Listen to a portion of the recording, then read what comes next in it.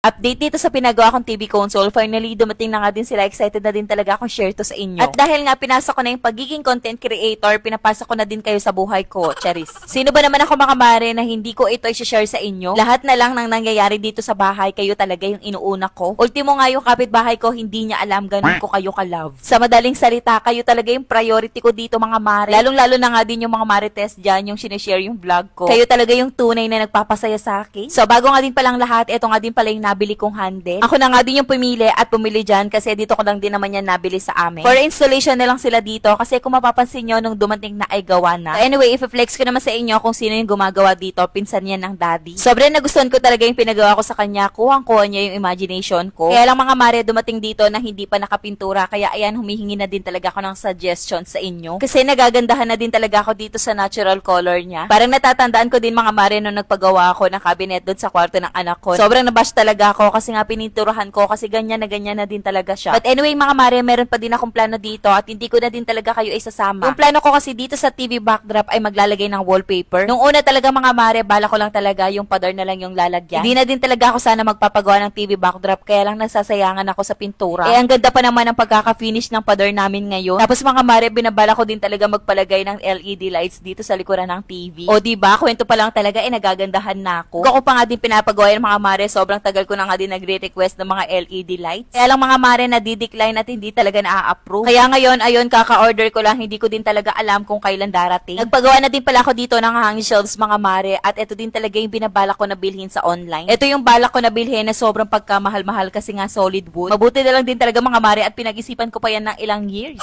Charis. Paano ba naman kasi, ayan, tignan nyo, napakamahal. Yung tipong pinag-isipan ko na siya ng 10 beses tapos pag-iisipan ko pa siya ng 10 beses ulit. Nung una kasi wala naman din talaga akong idea kung saan ako magpapagawa. So ayan, kung mapapansin nyo, natapos na nga din nila at mabilis na lang din talaga kasi nga nag-i-install na lang. Excited na din talaga ako maglagay ng PVC floated panel dito sa gilid. Doon sa part na yon, kayang-kaya na namin ni daddy maglagay. Natawa pa nga din ako dito sa pinsan ng daddy kasi nga nilinisan itong dumi dito. So ayan, sa mga may balak na magpagawa dyan, ilalagay ko na lang yung Facebook page niya dito. Napakalinis ng gawa niya, highly recommended talaga at hindi ako mapapahiya sa inyo. So eto naman din yung malapitan yung mga mare. Tignan nyo naman, napakalinis. Bali yung pinagawa ko nga din pala dito, kung mapapansin nyo, built-in na siya. Nakahang lang siya ng konti para kahit papano, ayan, nawawalisan ko siya sa ilalim. Ito din talaga yung nagustuhan ko dito. Kapag binuksan mo yan, meron na siyang division sa loob. Nag-request na nga din pala ako dito sa gumawa. Gusto ko kapag sinara, soft close. Tapos alam nyo ba, itong pinaka-division niya sa loob ay movable na. Kapag meron kang gustong ilagay na malaking gamit dito, pwede kasi nga natatanggal. Ilalagay mo lang siya sa ilalim, tapos pwede mo din siyang ibalik anytime. Bali sa kabila ganun din at talaga namang nagustuhan ko. Hindi ko to sinuggest or sinabi kung saan na lang din niyang diniskarte. Tapos itong dalawa naman pala ay mini drawer na. Ganito kalaki lang din talaga yung pinagawa ko ngayon at hindi naman din talaga nagsisi. Gusto ko kasi aesthetic na lang. Good choice naman din tong ginawa ko at hindi na din magwo-worry kung magsisira unlike do sa mga nabibili online. Ito naman kasi ay solid wood talaga. So anyway mga mare, hanggang dito na lang muna. Bukas siguro maglalagay na ako ng floated panel.